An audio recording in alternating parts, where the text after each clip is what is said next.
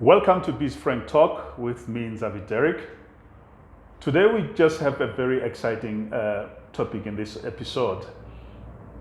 Because everywhere I go, I would get a question to say, how do I do a business plan? I've shared a lot of business plan templates and business profile, but also I've shared a business model canvas because I know there are those people that believe that business model canvas has come to replace the business plan.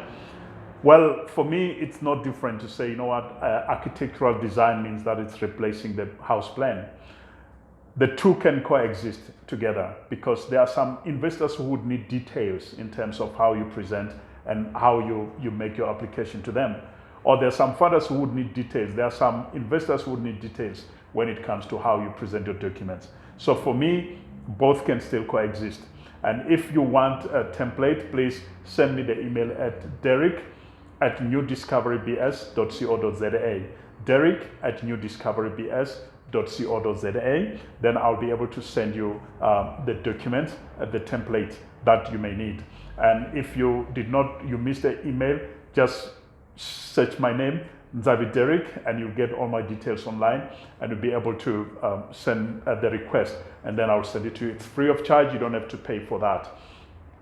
In our look today, we are going to look at 8 frank points of a business plan.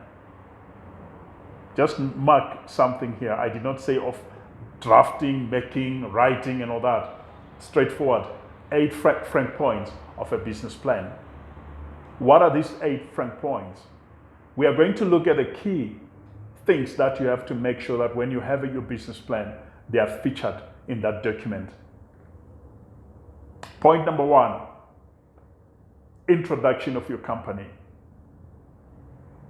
Did you introduce your company? Whoever you asked to do the business plan for you, did they introduce your company? Does it tell about when was the company founded? When was the company started? There are a lot of entrepreneurs who are hiding this information of when was the company founded. You don't have to hide. If the company is 6 months old or whatever, it doesn't matter.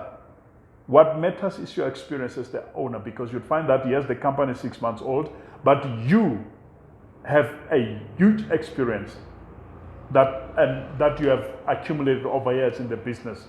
So somebody can consider to work with you based on that. So you don't have to hide information. And also make sure that your document number, your CK number, your registration number, your VAT and all that are reflected, or they are showing in your document.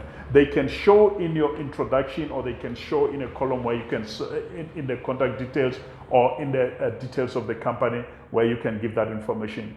And then in your introduction, please say something about yourself, you as the founder of the business. Yes, common that we are saying in South Africa is that, BEE, 100% BEE company. Find a way to rephrase it. Find a way to put it, but say something about that. But also say something about the product or the services that you'll be rendering, and say something about the market that you're entering into, and say something also about your need. What is it that you need for the purpose? What is the purpose that the business plan is for? And that leads us to point number 2. Indicate the purpose for the business. Show what is it that the business plan is about. Do you need funding? Do you need business partners? Do you need investors? Do you need angel funders? Or are you just doing it for your own benefit in terms of understanding your plan for the next 5 years, next 10 years? For your implementation plan, you need to indicate what is the purpose of your business plan. Let it be clear. Let it come clear, either in your introduction or wherever in the document, but it must be clear, why have you prepared this document? Let the reader understand that part. Let the one who's going to receive it understand that part. Because the why, that is where your why is. Why have you prepared? Why are you asking? Why are you sending me this document? What do you want me to do? So it's very important to look at that. Frank point number 3, outline your vision, mission, values, and objectives. You need to know what is your vision about this business. What is your mission about this business? What are your values? What's your philosophy? What are your objectives? What are your short-term plan, long-term plan, 3 months plan, 3 days plan actually, 3 days plan, 3 months plan, 3 weeks plan, 3 years plan, 30 years plan. So you need to have those outlined to say your 333. How will it be outlined in your business plan? So please have your vision, have your mission, and have your values, your objectives outlined. Please, if you have to copy what is existing, let it be relevant to your business. Because if you look at the values of the business, most of the businesses are very common. You don't have to reinvent the wheel, but whatever that you're coming up with, it should be very, very clear that it is aligned to your business. If you talk about honesty, you have to reflect and ask yourself, am I honest enough? If you talk about trustworthy, transparent, are you transparent enough? So your values can pin you into making sure that you stay focused. So get the right values for your business.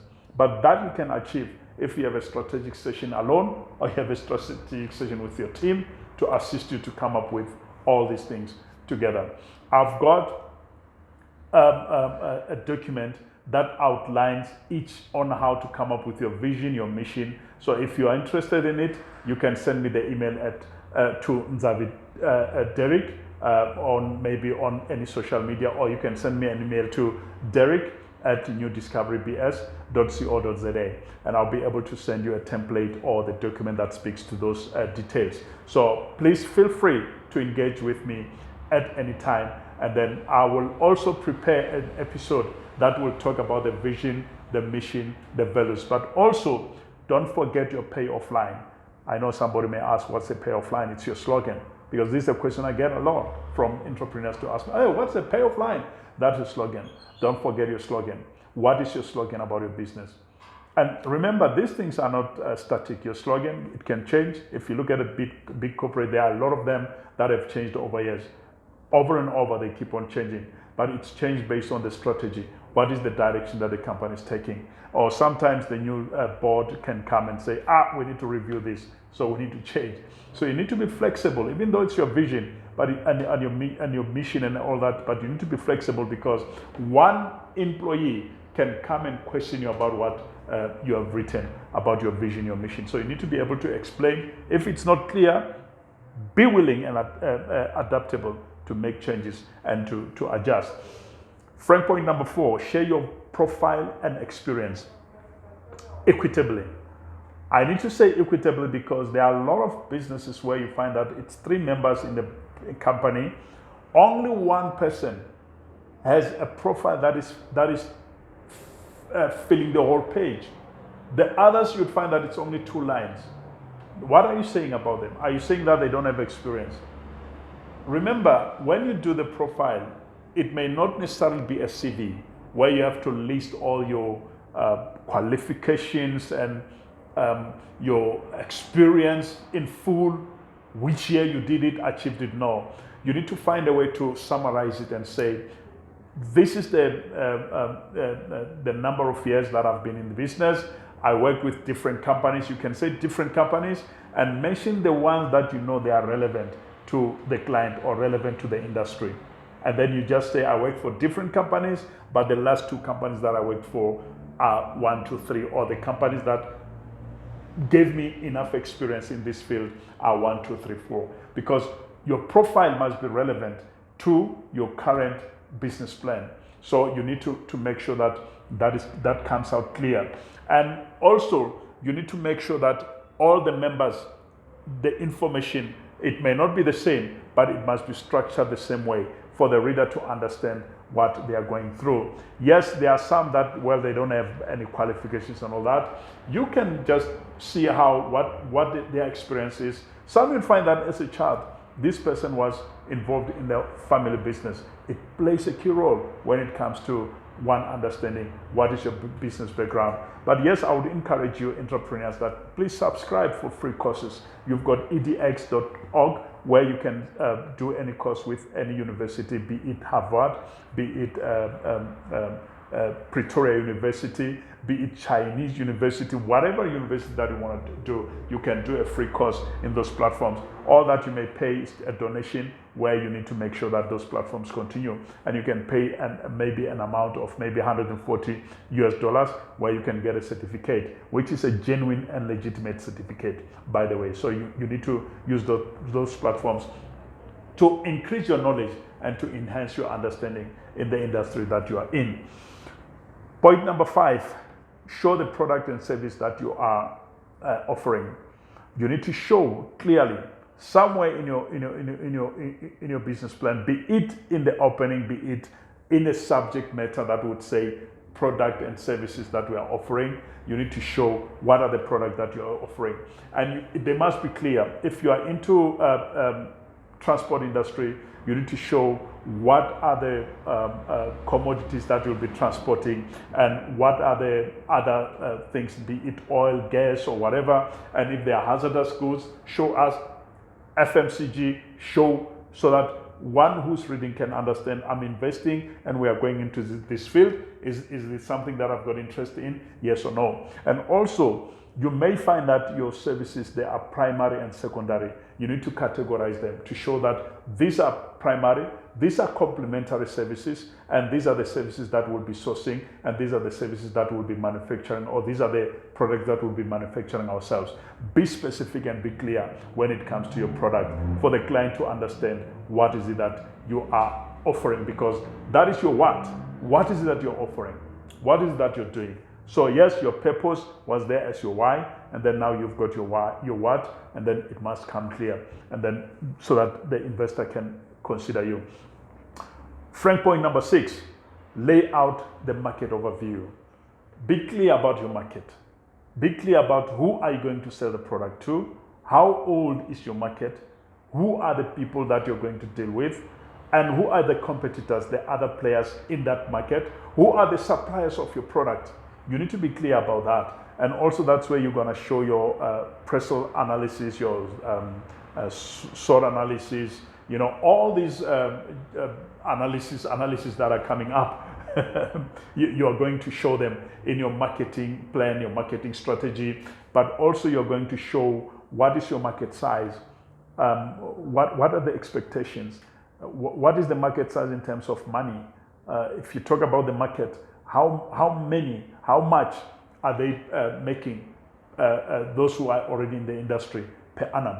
So you need to show those things because they play a key role for the investor or even the funder to know if you will be able to make sales and be able to pay us back our money that we have given you. So you need to show those things. And also it's very important that in marketing, you need to also show that how will you beat your competitors? How would you compete? What is your competitive advantage? You need to show those things, those elements, those dynamics, those metrics in your document so that somebody who's reading can understand the kind of market that you're going to. Some they know already, but they want to see if you know and understand. So you need to make sure that those things come out clear. And Frank, point number 7, show your figures. Show your figures. Show your figures. It's very, very critical when it comes to the figures, because some of these businesses should find that business plan beautiful, laid out beautifully, typesetting beautifully, but the numbers do not match. A person is asking for 2 million, but the projections doesn't show that this person will pay us the 2 million that you're asking for. So you need to make sure that your documents, they align. Please consult with a consultant, be it an accountant, that is going to help you. Yes, they may ask for a fee because they need to work on it and they need to take care of their families and their bills and their companies. So you need to at least sacrifice, even if you're going to prepare it yourself, but sacrifice for somebody to assist you with that, because that is very key in the business plan. Because if you miss the figures, the numbers, forget it. You may not get the investor. The investor will not turn you down because they don't see value in your business, but for the fact that you cannot pay concentration into figures and numbers, then it shows that you are not a good person that they can invest with, because you will not even see when you're losing money. So you need to be very careful with that, and you need to be very careful in doing those things in your business. Frank, point number 8, give the executive summary. I know somebody would have said, why didn't this become the first one? Because when I open the business plan or any document, that comes at the top. It comes at the top because it has been done at the end. How was it done at the end? It is a summary of everything that you've come up with. So most of the entrepreneurs, they fail and struggle to come up with the executive summary because they expect to write it first. No, it must come last, but it will be put at the top. Why? Because you have given summary of each and every segment of your business plan in your executive summary. So you need to note that. You need to take that into consideration when you do a business plan. That don't scratch and say, how am I going to come up with a business executive summary? Don't worry. If you've done the business plan properly, if you have put together everything properly, if you have put 7 points that we have come up with properly, the 8th point will just emerge automatically, and you'll be able to write it down, take notes, take summaries of each, and be able to show us your company name, owners of the company, the market size, the product that you'll be selling, how much do you need. And that can fit in one page. If you make it properly, it will fit in one page, because it will be a summary of all the 22, 23, 24, 25, 30 pages. It doesn't matter how many pages. And that comes to another question to say, how many pages should be my business plan? Well, there is no exact number, because it depends on the business that you are into. And also, it depends on the industry that you are into. You may find that some industry, you would need to give as much information as possible, but some you may give, but the investor will know and understand, this industry, this is what is required. This industry, this is what's required. So you need to be careful with that, and to make sure. If you're going to ask or to buy a franchise, at least you must get a support from your franchisor that can provide you with a lot of information with regard to the business and industry, because they've done it before and they have been in the market and in the game before. So yes, that is all from me today. Please don't forget to subscribe to our channel, BizFrankTalk, so that we can be able to send you notifications when we upload the new content, but also to engage with you. Please check me on a social media space, online space, and be able to engage. Ask any question anytime, and you can send a question via DM or via email, and then I'll be able to respond to you and to engage with you and to assist you as much as I can. Looking forward to have you in the next episode, and that's David Derrick. God bless you, and God bless your business.